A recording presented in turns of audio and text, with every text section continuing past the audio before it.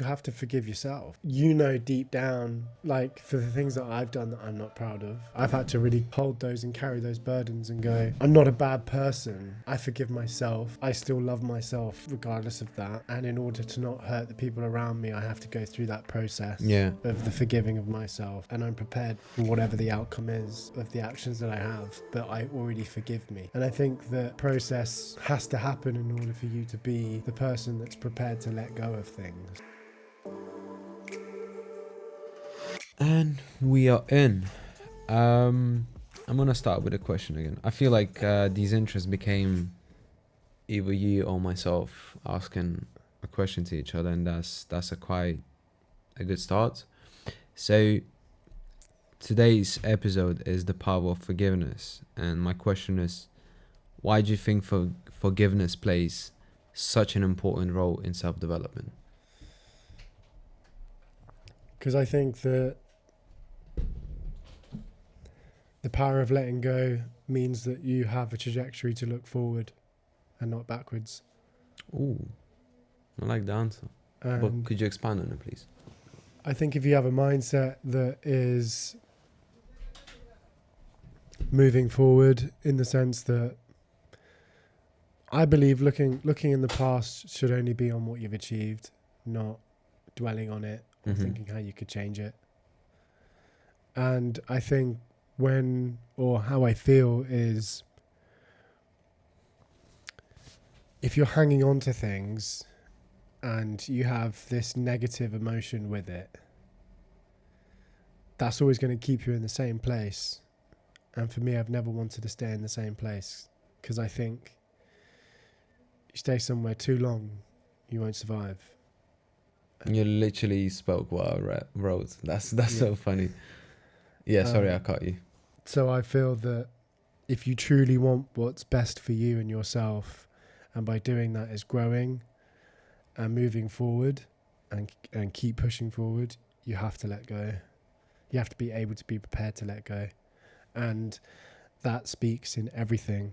You had a girlfriend cheat on you, let it go. You had a dad that beat you, let it go. I know that's a lot easier said than done, and so many people that experience that level of pain hold on to it because it's easier to hold on and blame. And with that, when it's easy to blame someone, you take it, you put it away from you. Yeah. And you've got to ask yourself and ask that question of, what do I need to do in order to let this go? And it normally comes from, what do I want for myself? And that's a hard, humiliating thing to do, but we have to do it in order to move forward. Yeah, hey, you literally spoke what I wrote, said what I wrote. So I said, I feel that holding a grudge against someone, it almost controls you in a way. So I remember so when I was a little kid, not a little, like when I was in my teenage years, I used to be this class clown, but at the same time I used to pick a person in a class and kind of bully them in a way, but not like bully them, but like just make comments about them, innit? And then one year in my school, I got bullied. I guess karma is a bitch, innit? So it came in full circle. And I got bullied badly though, by this one person in school. And so we were in a middle school, and then in high school, we became classmates with that person. So all the classes got mixed up, because from one school we got moved to another school. Not all the people, but some of them, and we just ended up classmates. And I remember, obviously he know what he did, and I know what he did, obviously. So when I came to the class, he gave me his hand, like to say hi. And at first I was like, I'm not gonna say hi to you. But then I said hi, and from there we just started to like build this. We didn't become good friends. We were classmates, but I never really held grudge on him anymore. And I remember there was this party, the graduation party that we had, and obviously we got drunk, and we were drinking together. It's like, do you remember that? He's like, yeah, mate, I remember. I was like, and he said, I'm really sorry. Like, I don't know why I did this. Like, I'm really, really sorry. Like, I don't know. He's like, it wasn't me.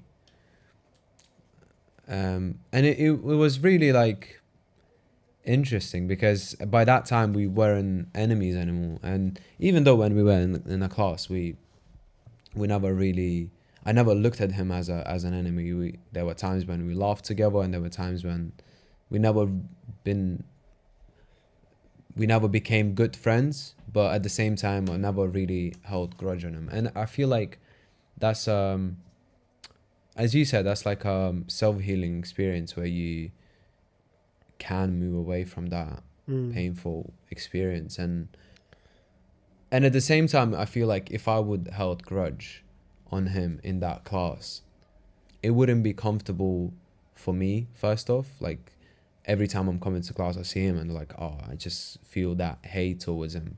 And secondly, it wouldn't be comfortable for him as well. Yeah. So it would be that friction in friction, is that the word? Yeah. Friction in that class where that wouldn't help neither of us. So yeah, I just wanted to share that story because I feel like you said what I wanted to say, like in your own words. I think forgiveness is something that you have to. It's kind of like developing a skill, like anything, and understanding your emotions and why you feel certain things towards situations is also developing a skill. You know, at least it was for me in terms of understanding the situation and why I react to things, understanding why that's triggering.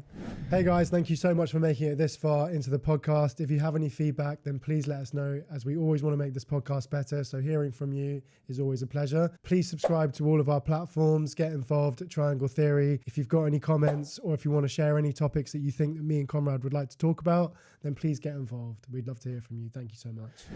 And that's never an easy thing to do, but self-reflection on your emotions is, I would say, part of the process in order to practice forgiveness. And then you're then developing empathy, which helps you try to see the situation from the other person's perspective. Let's take the case of a bully.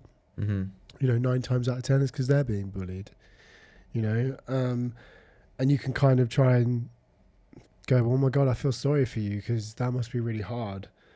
And then you've then got to look at kind of setting boundaries and protecting yourself from while you're practicing forgiveness in a way, because by doing that, it allows you to kind of digest things. And then I think you then look at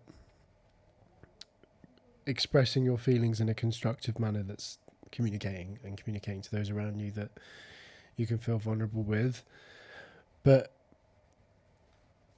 I don't think holding on to anything will always make you heavier, you know, and anything that I felt like I've needed to forgive, and sometimes it can take you a lot longer than you might think.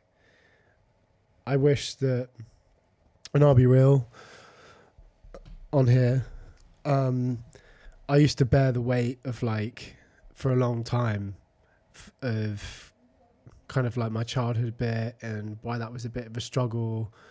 And how do you mean by that? Like to kind of feel like a victim. Yeah, I kind of walked around with this victim mentality, and that kind of spread to a lot of things. And I found that it was so much more painful and heavy to carry that around with me in order to seek kind of not necessarily validation, but sympathy from others, you know. Oh, this is shit because of this, and this is why I'm living in this shit situation. And, you know, people will try and comfort that in a way. Yeah.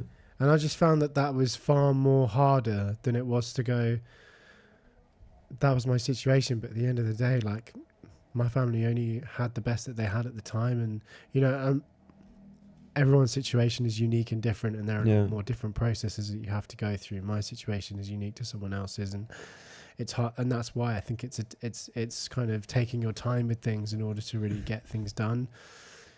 You know, I will say that there's some great resources out there now, and it's a bit more easily accessible, and there seems to be a bit more of a turning point to being able to talk to people that are professional, that can get you through certain situations in order to forgive certain traumas and feelings that come up. But when it comes to kind of letting go of things that happen in your past and trying to create a better version of you, it's kind of looking at the person in front of you that you want to be and saying, what does that person have that I don't have? Well, are they able to let go of things? And because it's not about controlling your emotions, it's about not letting your emotions control you. Yeah. You know, and I feel that in order for your emotions not to control you, you have to be able to cultivate a mindset and awareness for yourself that is able to say, I know who I am fundamentally, and I know that this situation isn't a reflection on me ever, because I don't take that shit personally. But what I will say is, will this give me an opportunity to cultivate more awareness for myself? And will I be able to say, or even say that's a benefit? You know, can I look at a positive in a bad situation? Because I think that that's where you really kind of change the narrative and the mindset of something that's really pessimistic to something that's maybe optimistic. And I think really for the human experience, having hope and an honest conversation with yourself and saying, this is fucking horrible, but it'd be far horrible for me to hold on to it than it would be for me to simply let it go. You know, some people are easier than cutting things out. Some people are very sort of emotional in the sense, I'm a very emotional person. It takes me a while to kind of get over things in a way. But as with time, it's become a lot easier for me to do that. Because I used to take everything so personally. And I think it's about kind of stemming away from that so much and becoming more loving towards yourself. Yeah. You know? Do you have a story that you had to let go? I think one thing where I've really had to try and see things from other people's point is, you know, whenever you're navigating other people's trauma and navigating the emotional turmoil they can put on you and make you feel like you're not good enough because that's how they were made to feel, especially in like, you know, when you're talking about romantic relationships that are already very complicated and already very hard to navigate, especially when you're young. Like, I think as you get older and get to know yourself a bit more, not to say that it doesn't get easier, but having more awareness for yourself allows you to kind of tolerate things less that you don't deserve. And I feel that sort of in those relationships that aren't working for you, being able to have that extended empathy and love for yourself will allow you to sort of go, I don't need this person that's making me feel shit, you know. And this is and trying to understand their perspectives and why they're hurt and why that hurts you allows you to kind of go, maybe this isn't right. Maybe we shouldn't carry on. And you know, I've been in relationships that have worked out really lovely, and I've had great relationships, and I've also unfortunately had relationships that didn't work out because they're great. And you know, I just had to move on and move forward with my life with that, because it allowed me to, like, when I look back at it now, I don't look at that as an awful experience. I look back at that as like, it was a nice experience that was tough, but I learned from it. You know, what about yourself? Yeah, it probably would have been that time I got bullied. As one that like I felt just worthless. And obviously when a girl cheats on you as well. Yeah. I've been cheated on once, I think. What was your initial reaction to that situation? Oh mate, I was devastated. Like it's such a crazy feeling, man. It's horrible. And at first I was like, the thing is with that girl, like I was young as well, so I was like, it's fine. No, I said at that time, I was like that's it, we're going to break up. But then I said it's fine. Yeah. Like we kind of tried to work it through, because she was like, she regretted a lot as well. And to be honest, like in that relationship, I cheated first as well. So she kind of said, it's fine, we're gonna continue. And then we tried to work through that. And then she did it on me. Why did you feel so devastated, even though that you done it first? Well, I don't know, it didn't feel nice, innit? Like I thought, fucking hell, like, because I liked her, innit? So even though I did it first, it's still kind of uncomfortable. I still felt like, with guys, you feel like you, like someone is better than you. Like so you felt like she was better than you? no, like the guy that she slept with is better than I am. Oh, okay. Like that's what you start to think, and then you start to put these expectations on yourself. Do you think that was because you felt guilty of what you'd already done, and then? I wouldn't say that. It was just, but yeah, that made me realize how she felt when I did it. Yeah. What was it? What was it? Going back to like the guy, thinking about the guy that she slept with. What was it about him that made you not feel good? Why would you think that he was better than you? Well, the fact that she slept with some other guy, that's the thing, because she decided to choose him over me. That was really it. And obviously you start to question like why she did it, and yeah, so it was just horrible feeling. But I feel like that, I'm gonna be drift away, but I feel like that could be a good topic to talk about, like breakups. Yeah, 100%. We can think about it. Let us know if you want us to talk about it. Yeah, let's let know in the comments if you'd like to listen about breakups and our times when we were crying, little bitch. No, I'm joking. It's good. Yeah, so I was devastated, man. But so what happened? Like I said, yeah, we're going to work through, but it really worked out in the end, because it was just like that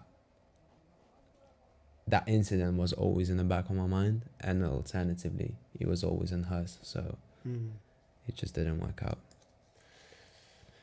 Yeah, I mean, did you feel like there was a period where you kind of both had to forgive each other? Like, because you were with someone first and then she was with someone. Did you kind of feel like, for example, when you cheated first, do you think she had to forgive you first, obviously, for you to continue the relationship? So yeah, kind of like, but you know what? Like I was quite upfront. Like after 3 days, I just told her that I did it. Okay. Unfortunately, not the full story what I did it. So that's another thing. Like I was just so terrified to tell her that. So I told part of it. Okay. And then after like time, I told her the second part. Okay. So it like, when I'm thinking back, it was so toxic. Yeah. Like, Yeah. I should have just told the whole thing. And I said that, like, if you don't want, like, I almost said, if you don't want to continue, we just can't finish it. Mate, that is so bad. But why? I'm so horrible, man. Fucking hell. I shouldn't laugh. I'm sorry. I It was just like, now when I'm thinking about it, I was like, why did I say that? no. It's because I know you for you, and I know you're such a loving, caring person. So yeah, how much of a piece of shit? You're not joking. I was, man. I was. Literally, I was. Do you know what? It takes courage to say that, especially being fucking recorded. So anyone fucking says anything, I'm just gonna put them in the Kimura. But That's it. like I'll be honest, I've been on both sides. Like, I know how that feels, and I'm not perfect either. And no one can really point fingers when everyone's hands are just as dirty. I'm just interested in the forgiveness side of things. Yeah. What was your level of the processes that you had to do when you guys broke up? Like, was there a level of forgiveness that you had for yourself as well as what she'd done to you? Like, what were your kind of... That I don't think I had that much self-awareness to actually think about it. Yeah. I just kind of buried in me. I was like, we're gonna work it out, and then that's it. That's Like it was almost like so I forgave her because I did the same thing, and it's like because she forgave me, I have to forgive her as well. Yeah. So it wasn't that kind of a internal self-healing process where you're like, I'm forgiving you because I don't know, maybe I did something wrong. That's Or good like, because you're not attaching an ego to it, you know? Like, I know so many guys that would have just kind of flung that off and been like, yeah, fuck it. But I think with you, you actually had thought about it. And no, absolutely, man. And then the fact that I did, the reason I said the second part to her after Yeah. a while because I just couldn't couldn't hold carry it. in Yeah, myself of anymore. I course. was just like, every time we go out with friends, because it was the same group of friends. Every time we go out, I think about it. Like I think like if someone will say it before me, like it was this anxiety that I was carrying in myself every single time. And I remember we went out and she was at home. I was like, I could just can't And hide this anymore. this is the thing, it's because you have to forgive yourself, Yeah. you know? And you know deep down, like for the things that I've done that I'm not proud of, you know, I've had to really hold those and carry those burdens and go, I'm not a bad person, so I forgive myself, and I still love myself regardless of that. And in order to not hurt the people around me, I have to go through that process Yeah. of the forgiving of myself, and I'm prepared for whatever the outcome is of the actions that I have, but I already forgive me, Yeah. you know? And I think that that process has to happen in order for you to be the person that's prepared to let go of things. Yeah. You know, you have to, like, people will hold on very tightly because they identify with those things. And in order for you to let go of that kind of personification of you, you know, because people will identify themselves as a piece of shit for the things that they've done, even though they're not a piece, like, you know, yeah, obviously within some cases, some things are bad than others, but deep down, you're not a terrible person. Like, you just have to ask yourself, what is it that you want to identify yourself and be prepared to let go of those things. And I think that's kind of detaching yourself from what ego is, kind of like what Martin was saying, you know? Yeah, that's what when I remember we spoke about that you have to kill a part of you Yeah. to if you want to grow. So that's a very similar thing, I guess, because if you identify yourself as this horrible person, well, you have to kill it. Like as we spoke about Charlie Manson, like Yeah. cut it off, Cut cut the it leg off. off. So if you have to cut the leg off if you want to grow, so you have to kill that part if you want to progress and grow. And that's why I guess is letting go is such a huge part of self-development, as you mentioned in early in the episode, that it's just you can't grow if you're not able to forgive and let go of things. Yeah, you can't carry around baggage forever. No. If you know, some people do. And I think this comes down to sort of like being able to be lightweight and survive and nimble, and is, you know, when you attach like kind of common barriers to forgiveness, such as like maybe there's a pride attached to it, or a fearfulness attached to it, or even anger attached to it. You know, those are just some examples, but sometimes I think that there's been stages where I've had too much pride, you know, for myself, and I've had to disconnect with that ego and pride of myself, or I've been too scared because I've wondered kind of what that person's going to look like after that. And then sort of, or I've been too angry towards the situations because I felt like I got dealt a shitty hand. But again, like none of those are a reflection of who I am or who I want to become. So in order for me to do that, I have to cut it away. Like, you know, even if I think about my lineage and family tree and my upbringing and the baggage that they had from their parents and their parents before them, you know, I've always looked at kind of what is it that I want to give to my children, because I would love children one day, and what is it that I want to pass on. And I'm like, okay, well, that shit stops here, you know, that kind of lineage of passed over trauma stops with me. So therefore I forgive it, and I'm going to move forward in the way I think. You know, I'm not going to say I'm gonna be perfect, probably not. Yeah. But I know that you have to go through those processes of like overcoming the barriers, and with that it's like becoming patient and persistent in the forgiveness process. You know, it's not going to happen overnight. It's going to happen slowly.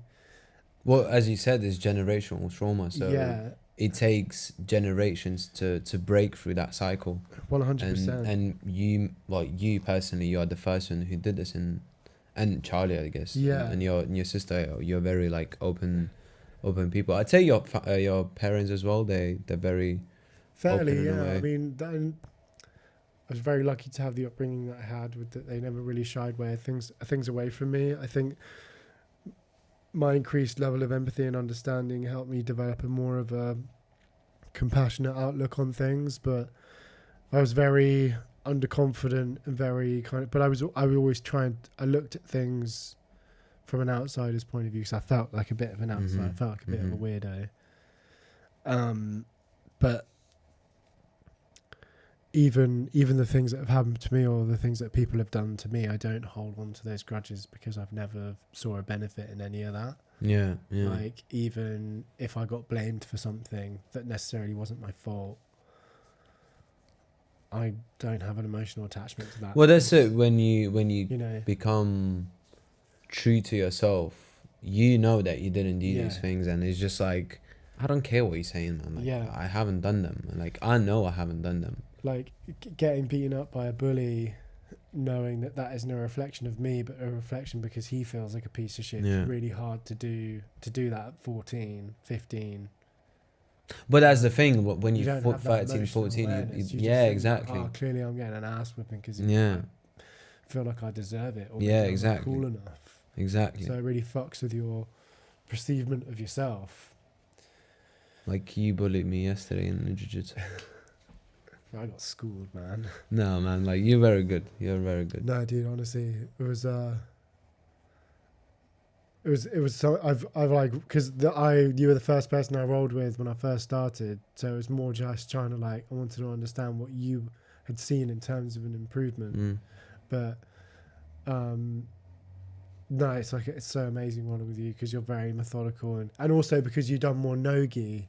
I thought the types of holds you were doing were kind of a bit more no-gi-ish in a way. Yeah. I felt like, because you held, sorry, going off topic, because you held like the back of my neck and you were leaning on my chest. I felt like that was more of a no-gi kind of thing. Whether it's that's like, the scaffold I did on you. That Yeah. was completely no-gi. yeah, thing. yeah. That was lovely. For anyone that knows what that is, that's literally like bending me in half. Yeah. To the point where I'm like, That's like my coach from Manchester said. It feels like you're drowning. yeah, it's exactly that. It's horrible, man. So do you just lean your weight right into the center of the chest? Is that where you're? Yeah, I'm just lifting my bum, and lifting your neck as well. Yeah. So you like you bend yourself through here, and then when I'm grabbing your feet, like, you basically become this. Yeah, but my head's here, isn't it? So you have it behind Yeah. the head. It's not like a grip there. No, it's here, like, Yeah. in what's it called? The Like an arm. not a guillotine, but the other one. Like an arm lock? No. Arm lock. Arm lock, yeah? I think arm lock. Is it No, arm maybe not. No. Anyway, I don't know. So I had to go through this process of forgiving you for just making me feel like a piece of shit. I had to forgive myself as well because I schooled you. Because I schooled you. I mean, you're like, you're insane. It is amazing. Like, You too, man. Like, Yeah. I'm not kissing your ass, by the way, but like, for the amount you train 4 months. is insane how good you are. Like, you're not that good technically, Yeah. but you fucking strong, man. So strong. Thanks, man. People say that. People You like, very, very strong. really? I was really struggling this. I was like, fucking hell, he's super strong. I need to go gym. I was wrestling with that. I can't remember that Portuguese guy's name. We had a battle, but he was like full mount, and I managed to just. Nah, you're very good, man. Very good. Um, But anyway, yeah, um, going back into it. so I did a bit of a. Hey guys, your feedback is very important. And no, this is not an advertisement. Actually, what I'm asking from you is to leave a comment below what you liked and most importantly, what you disliked about this episode, because we can improve on the next episodes and we can make a better content for you to listen. Give us also a topics you'd like to us talking about, and we can prepare, do your research and talk about it on the next episodes. Thank you. Science studies and on psychological and emotional Okay. benefits on it. So it's very interesting because I'm gonna read a bit. Studies have found that some people are just naturally more forgiving, Yeah. and consequently, they tend to be more satisfied with their lives and have less depression, anxiety, stress, and anger, and hostility. Alternatively, people who hold grudges are more likely to experience severe depression and post-traumatic stress disorders. So, again, like I feel going back to the story that I had, that I was bullied. Like if I would have held grudge um, over him, Yeah.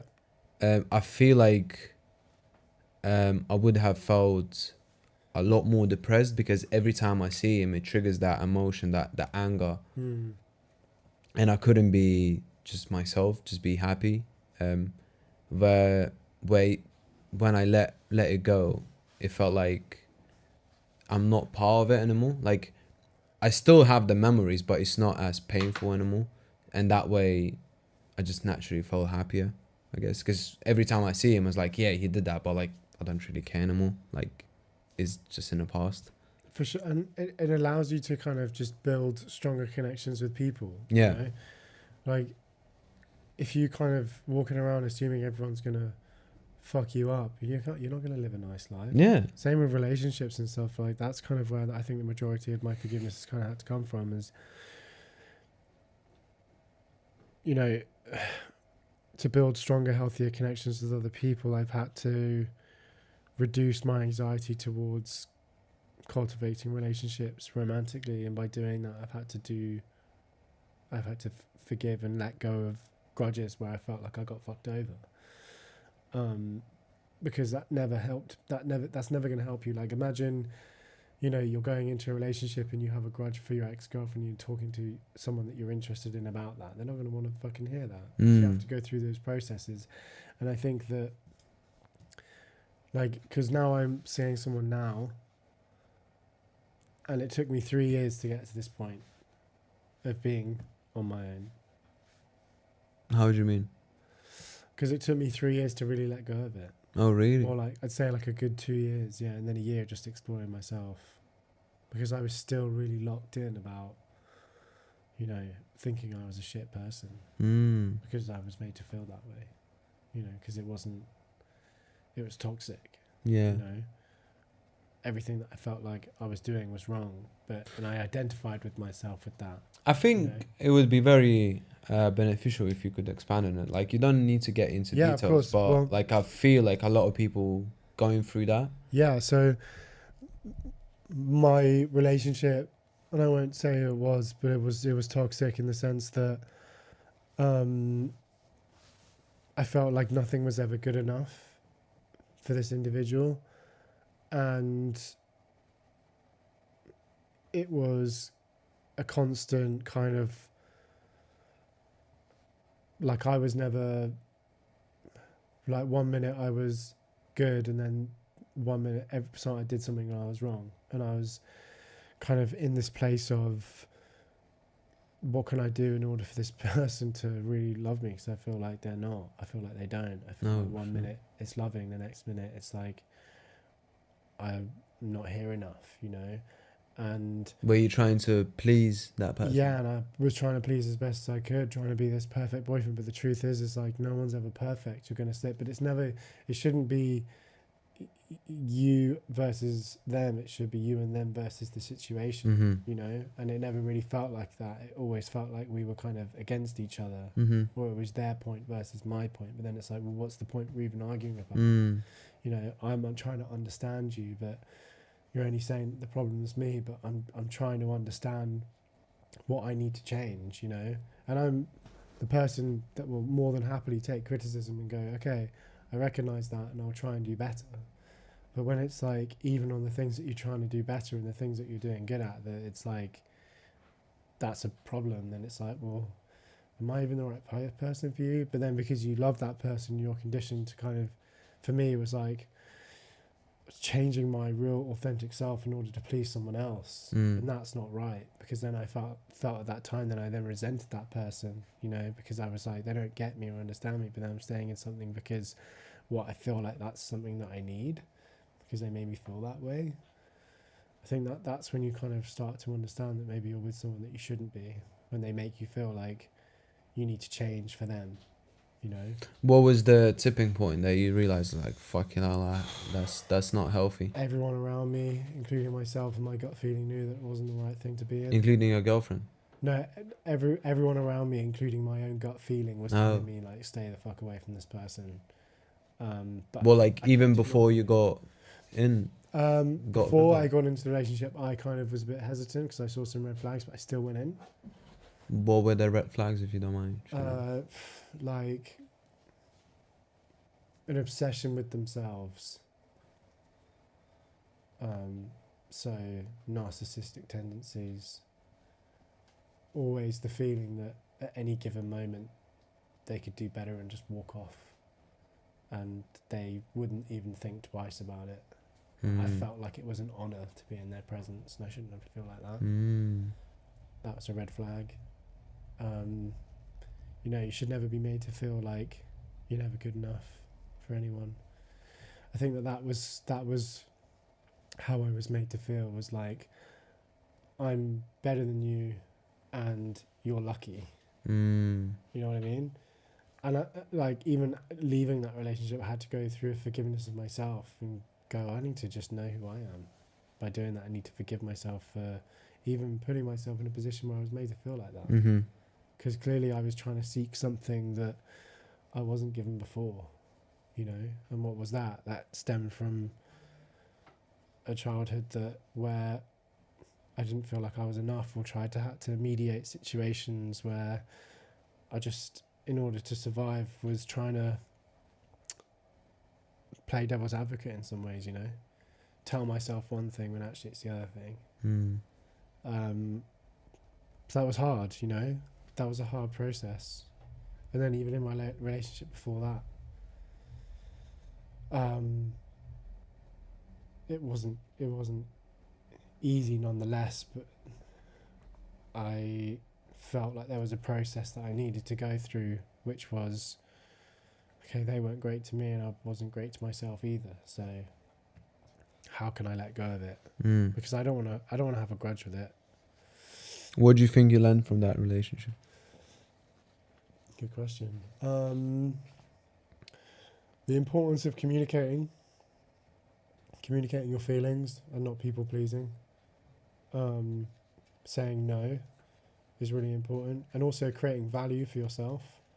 Like, if you become too available and someone that would just bend over backwards for anyone, it creates a disvalue for you. And then, you know, people will just perceive you as someone that would just be their bitch and they can just do what they want. And that was basically what was happening. Like, and that was the nice guy tendency. You know, and that's when I read that book, No One Was the Nice Guy. Well, it wasn't the case I was going to be an arsehole. It was more just like, why am I bending over backwards for someone that doesn't even really fucking respect me? You know, how do I cultivate more respect for myself? And that was leaning into cultivating a life where I'm going to start doing things for me. I'm going to start hanging out with my friends and family more, do things, my hobbies, work on my job, like do things that interest me, and then I can maybe come back to dating when I feel ready to do so, Mm-hmm. and actually create a life where I'm an independent person and I don't need someone to lean on, you know. Mm-hmm. I don't need someone for, you know, when it's like when you have that kind of, what's it called, codependency. And Yeah. maybe I was codependent because I felt like at the time I didn't have anyone to lean on, because I wasn't, you know, my family was maybe someone where it was like, you know, there wasn't that bond. Mm. So it's hard, you know, you have to kind of really go back and figure that out and forgive all that. Like Yeah. one of my other things as well was, I remember I had to have a conversation with my dad and say, I forgive you, you know, for some of the shit things that you had done. Same with my mum. Not that it was like I was blaming them, you know, but sort of saying you did the best with the resources that you could. And it wasn't easy, but I've worked on that, and I've had my own I've had my own perceptions of things, and I've seen things that are a lot different to how you saw things, and I've worked on those enough to go, I'm cool with that, you know. I think that's a part of the process you have to do. Yeah. With you know, even friends of mine that come from loving households go through that process, you know. Yeah. Thank you for sharing, man. Thank you so much. I wanted to cover the process of forgiveness, but I feel like the story that you shared kinda I feel like we could make this a bit more interesting. Okay. So I could say the story that you had, I could say the step that you took, and then you share what that step looked like in your life, because Okay. I feel like people can resonate then With a story. with the story Yeah. more. So the process of forgiveness have 4 steps based on the research I found. So it's basically acknowledging the hurt, empathy, and perspective taken. So it's really kind of looking from their shoes. So if you've been bullied, you kind of see that, like, I've been bullied because he's probably hurt as well. So extending empathy towards the person, and then deciding to forgive and releasing the grudge.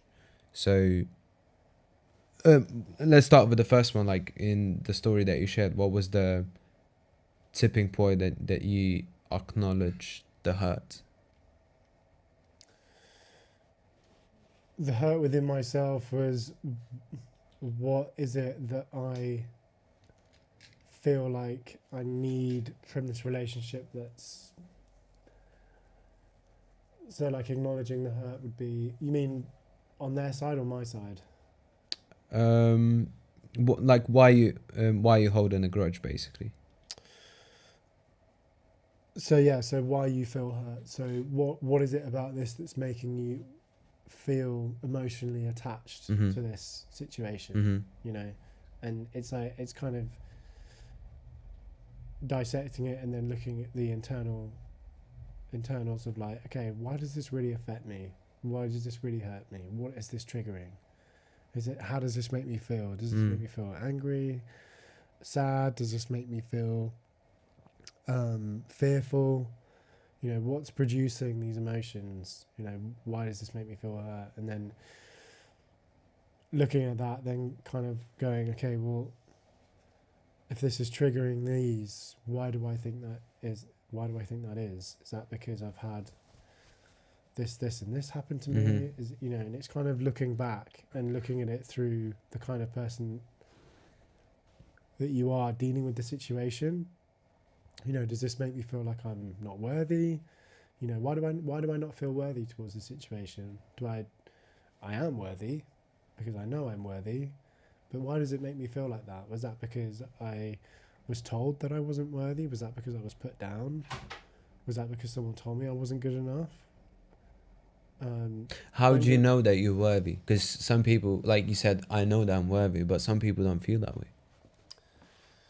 because you have to believe it. You have to really feel it. I think if you don't feel worthy enough, and if you feel insecure and you feel like you're not enough, you have to ask yourself, like, what is it that makes me feel that way, in the sense that if I don't feel resourceful or responsible enough for myself to feel good enough for others, then what told me that in the very beginning? You have to go back and go, when was my first experience of someone telling me that I'm not good enough? Because really, everyone is worth it, right? Like, Of course they are. there's no a person alive, or Like, you are born into this experience. yeah. You're an amazing miracle. You are worthy of any great thing. No one is deserving of less than great. And how do you go through that process? Do you just self-reflect, or you journal? Do you meditate? Do you do anything else? You have to really sit on it and digest and kind of go. And I recommend doing this with someone that is a professional to kind of help you cast your mind back. Yeah. And sort of dissect those inner realms of your consciousness of when you might have felt something like that. And then once you kind of unpack that, you will have to sit on that, and that will take time. And then you might find the next session might take you. So you personally did through therapy? I had to go through that, yeah. And then then it allows you to sort of extend empathy to the other person. So that would be the next one. The I next suppose step. though, then sort of like understanding them fundamentally as a person. What is it that you see in that person that made you feel that way? What do you think you're kind of unpacking everything, but it's not a forgiveness of necessarily of it is a forgiveness of them, but it's also of you, but you're just trying to understand it from other people's perspective, and by doing that you're cultivating awareness from the outside in. So you're looking at your timeline from someone that is looking at it. For me, it was looking at it from above, trying to watch it and look at it and understand it and make notes on it in a way that was like, okay, that's how I dealt with it. That's how it made me feel. That's them, What do you mean by on it? Like, what's it? Like the situation? Like the situation, like the situation unfolding. Yeah. Because the situation the situation is happening, and then it's coming to you, and then your emotion attaches itself to that situation for it then to become something that's meaningful in your mind. So you've got to look at the situation without attaching an emotion to it, and then you've got to look at what emotion is your brain attaching into that situation that makes it significant. Why does that mean significance to you? Okay, well, let's go back and see why that's such a significant point. Look at other relations to that point which makes it significant. I think It's a proper self-examination, isn't it? kind of, yeah.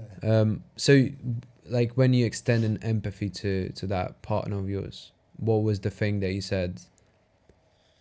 What was the thing that when you stepped into her shoes, I know you straight, into her shoes, what was the thing that you felt that When I started to look at it from her she point. had it? Like, why did you feel almost sorry for her? Because I think she was just someone in pain as well that was trying to navigate life with what she had.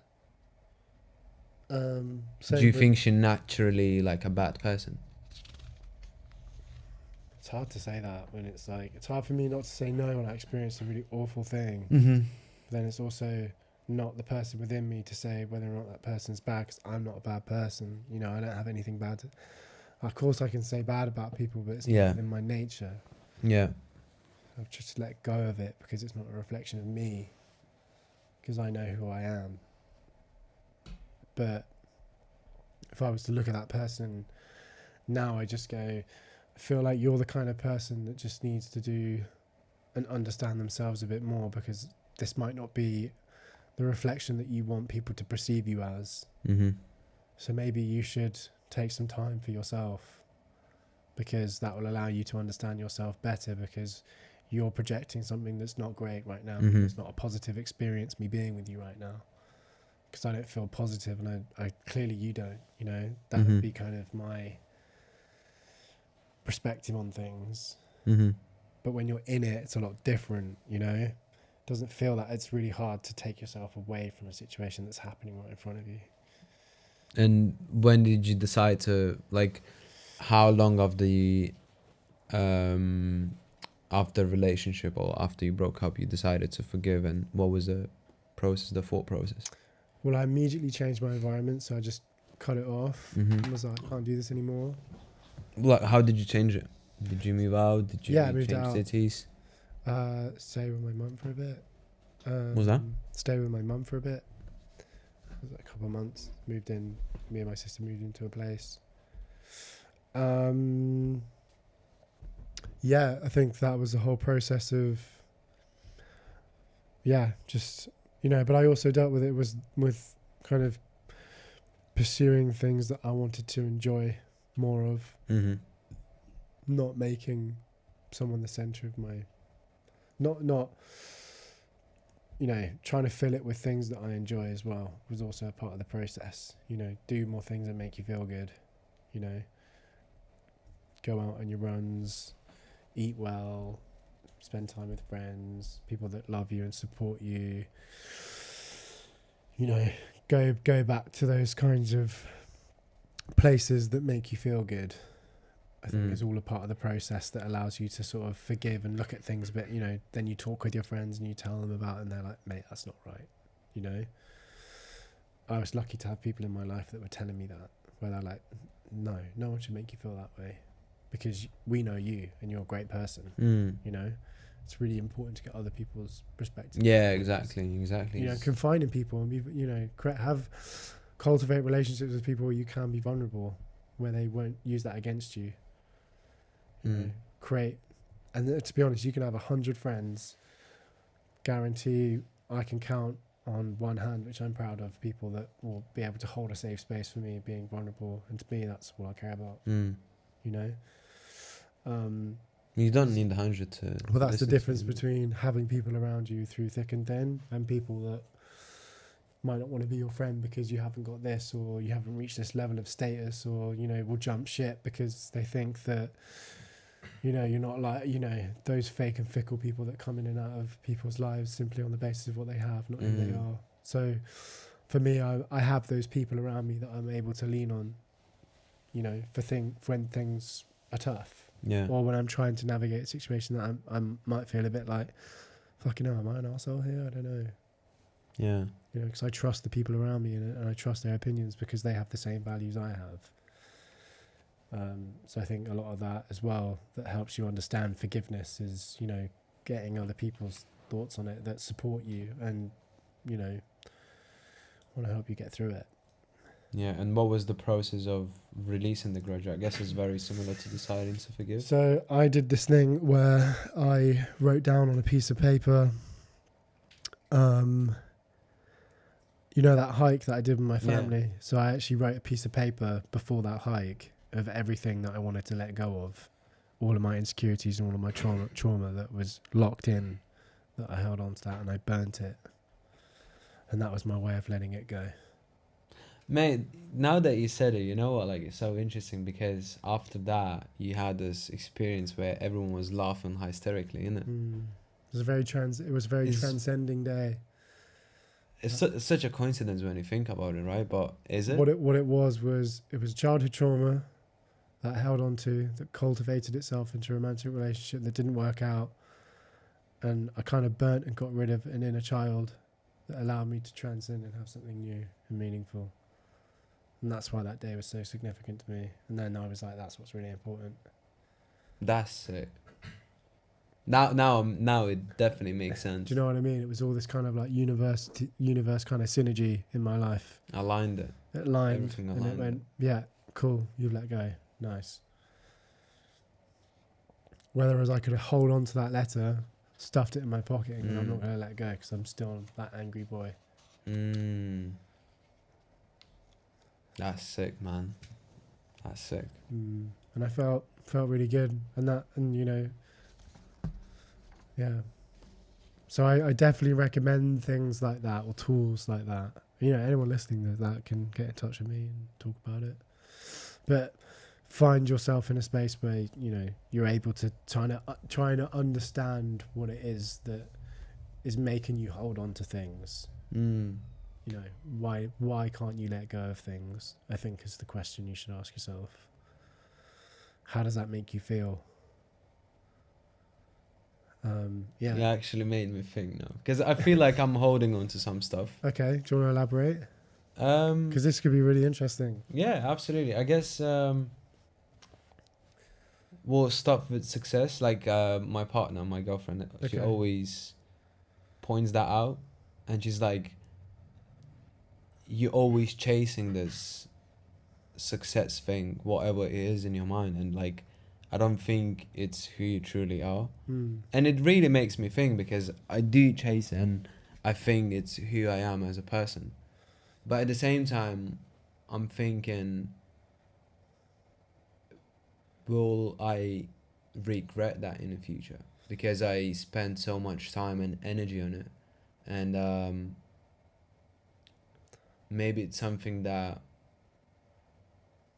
like, I'm very aware of my insecurities and the childhood traumas that, like, I know that I kind of say to myself that, like, I'm not good enough sometimes, but like, I know that that comes from when I was a kid, so I know that it's not true. Like, I know I'm good enough as a person, and I'm worthy, but that voice in my head always, like, you have to do more, you have to do this, and I feel like you have it as well, because, like, I know you're constantly working as well, but I'm thinking, is that a good thing, or is just we chasing something that is not really what we need to chase?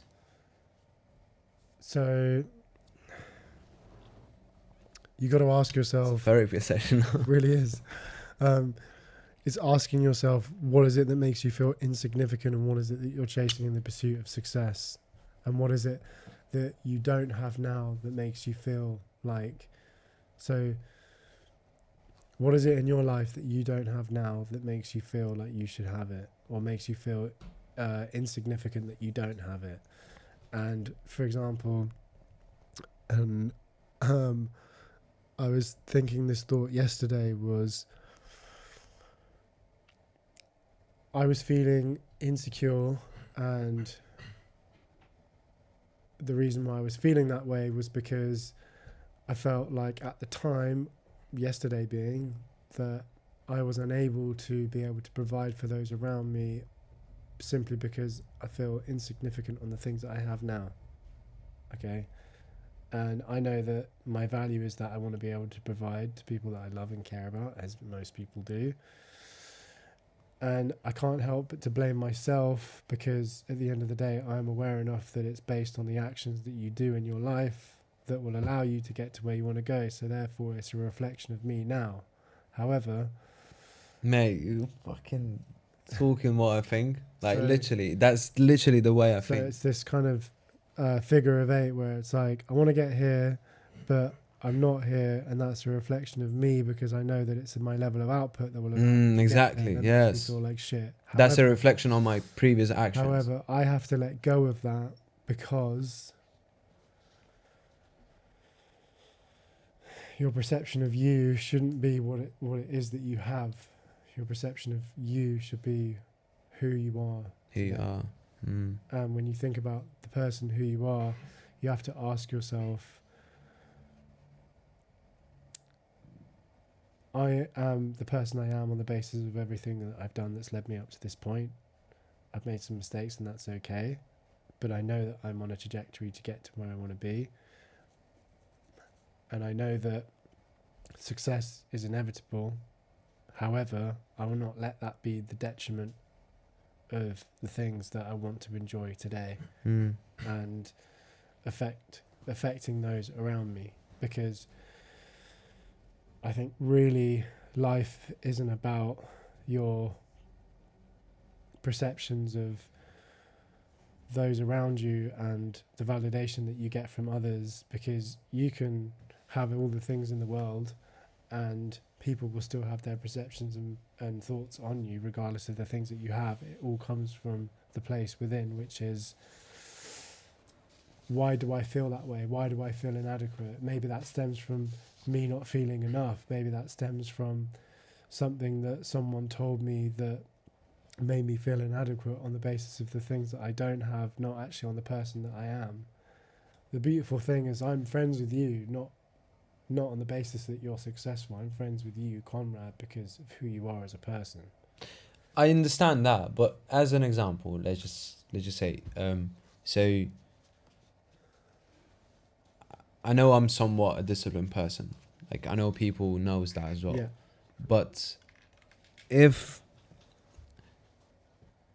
say last week it didn't happen, but as an example, last week I didn't go to the gym. I didn't eat that well. I had a pint, and then I didn't do the research for the podcast, and I went to sleep a bit late, and I didn't wake up on time that week.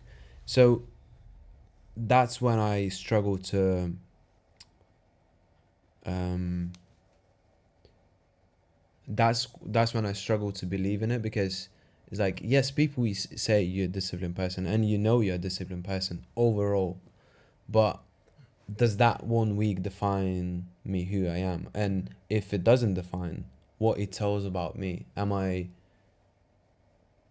less disciplined than I thought, or am I not disciplined? Do you know what I mean? Like No, I'm you're just always a in human this. being. You're just a human being. Like, um, it's all within. So, like, just because, I'll be honest, like, doing the research, having a beer, um, living a life, like, you have to remember that life is one of those things that you're not going to, like, it's not sustainable for anyone to sustain that level of discipline, and you have to leave room for life. And life is a series of actions that you make within that moment that feel like, you know, it is what it is, but it's not a reflection of who you are as a person on the whole. Like, you're one of the most driven people that I've met, that's so disciplined. Like, for your age, it's ridiculous. But just because on the basis of the things that you don't have now, that does not mean that that's you are that person that's living that life. I mean, if you were doing that every day, then that would compound into someone that's worse. But, like, you got to look at your life as a trajectory of that you're building the foundations for someone that's going to have a successful life in the future. Mm. And, you know, try not to so much try and be the person that's like building the person tomorrow to live the next day, but more try and be the person, like, how do I say it? Like, you know, that thing that you sent me where it was like that 80-year-old man said, was it you that sent me that video? On Reddit. Where it was like this 80-year-old man said, I wish that I didn't work so hard Yeah, because yeah. it robbed me of opportunities. You have to, of spending time with people that I really care about. My definition of success isn't having these things to show that I'm successful. My definition of success is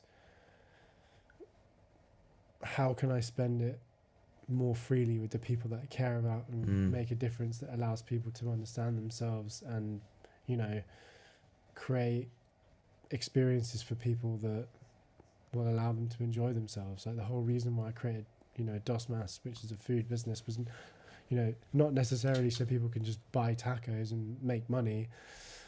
Like, I remember I wrote on my why it was for people so they could sit down at a table and enjoy food, because that's where I love having an experience with people and conversation was over food. I just wanted to create an eating experience where people could break bread with each other. It didn't necessarily matter on the food exactly. Yeah, exactly. Just wanted to create some level of experience. That to me was success, and I can categorically say I've done that and it's successful.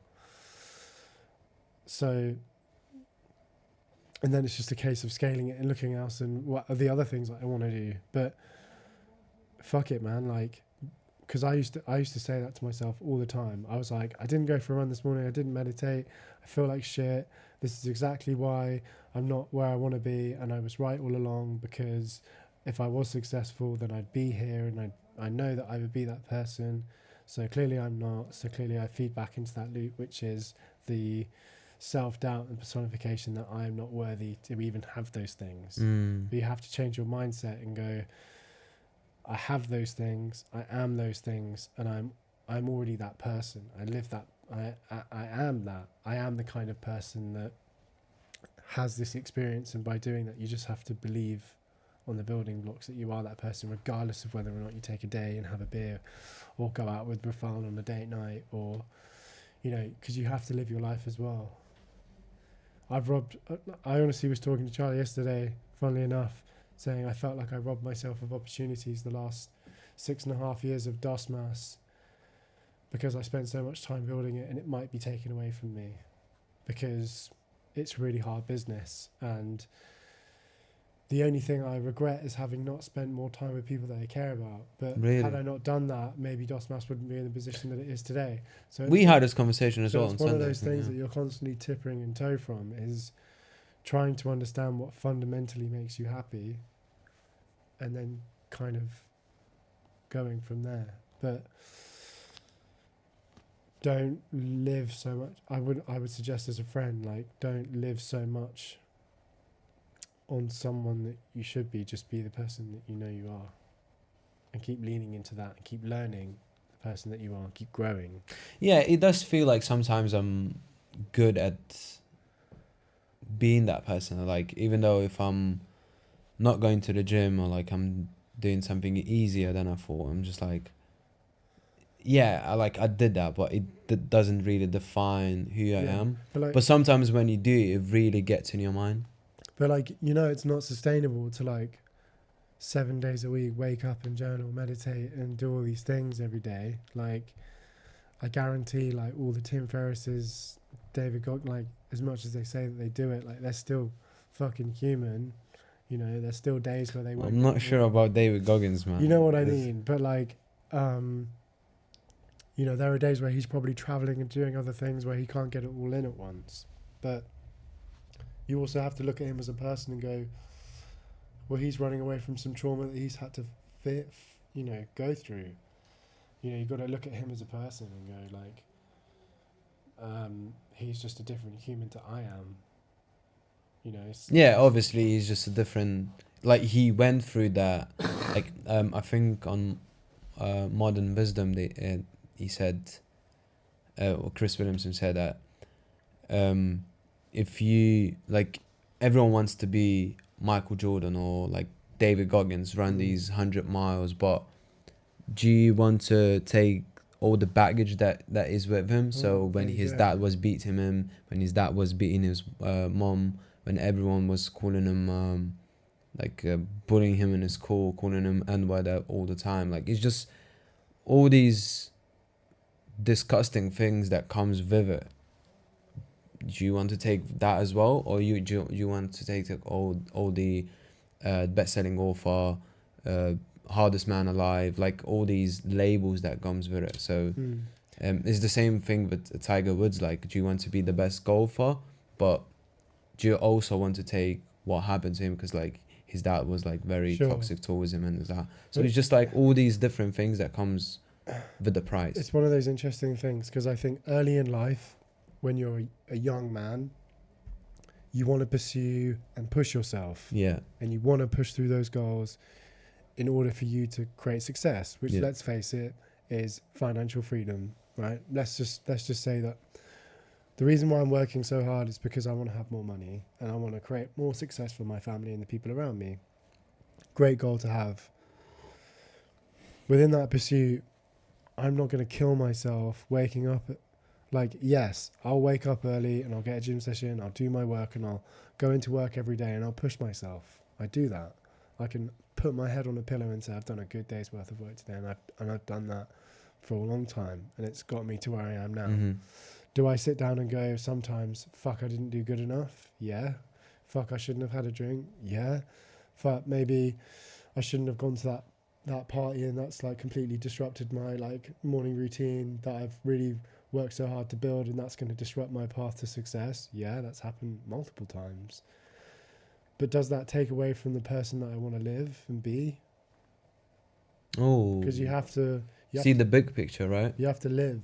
you have to also live this life, and by doing that is finding areas in your life where you can decompress and just be a human being, you know, and that's what's really important, you know, because at the end of the day, once you create financial wealth, everyone just says, now my life's probably about finding balance, having enough time spending it with the kids, you know, taking walks, you know. But I think you should still do that in the pursuit of as you go, growing, yeah, because the whole what journey. it does is it allows you to cultivate more life experience.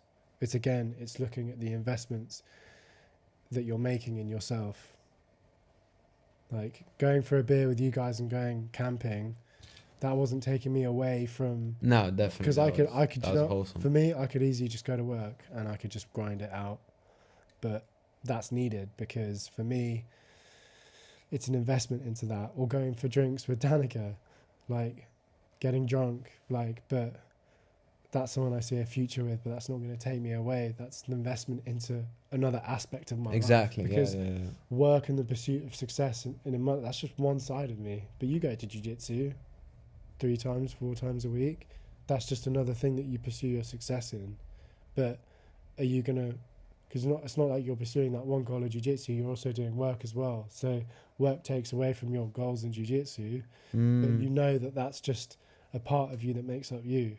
Yeah, there's maybe one pursuit's bigger than the other, but you're constantly evaluating what it is that, what it is important at that time, at that specific time. Yeah, you yeah. know. That's one of them But- episodes I've learned something. But I've learned don't something. let that make you feel insignificant or insecure on the decisions that you make, because it's not a reflection of you as a whole, you know. But you have to ask yourself those questions, at least in my belief. Why would that make me feel like that in the first place? What is it that I feel like I'm missing in my life right now that's making me feel? And why does that make me feel that way? I felt like on holiday I felt that way because I realized that I've got the best job that once. I've got a podcast. Got about 3 minutes left on that. Yeah, we'll wrap up soon. We'll wrap up soon. Yeah. Then you know it just in case. Yeah. I've got the best job that once. That I learn a lot. I got a podcast. I got the best friends. I've got amazing relationship, healthy family. I'm healthy. I've got money. Like I have enough, and I still felt really sad and anxious because I wasn't pushing anything. And then I feel like when I was on holiday, I kind of started to think, I was like, it's not healthy to feel that way because everything is fine and I'm still feeling like shit. You need to ask yourself, what is it about the pushing that makes you feel this good about stuff, you know? Because the pushing is amazing, and the pushing is so amicable and respectful, and I seriously admire you for the amount of that you push, like especially this podcast. You're amazing. But don't let it be to the detriment of who you feel you should be as a person. If that makes sense. Push, but don't make that your identity. Do you know what I mean? Yeah. We'll conclude it there. We'll conclude it there. Thank you so much for watching this episode. Comment below. We'd love for you guys to get in touch at Triangle Theory. If there's an episode that you would like us to make an episode on, we could even expand on this topic. Please do let us know if there's any guests that you would like us to have on the show. Let us know. Otherwise, we'll see you in the next one.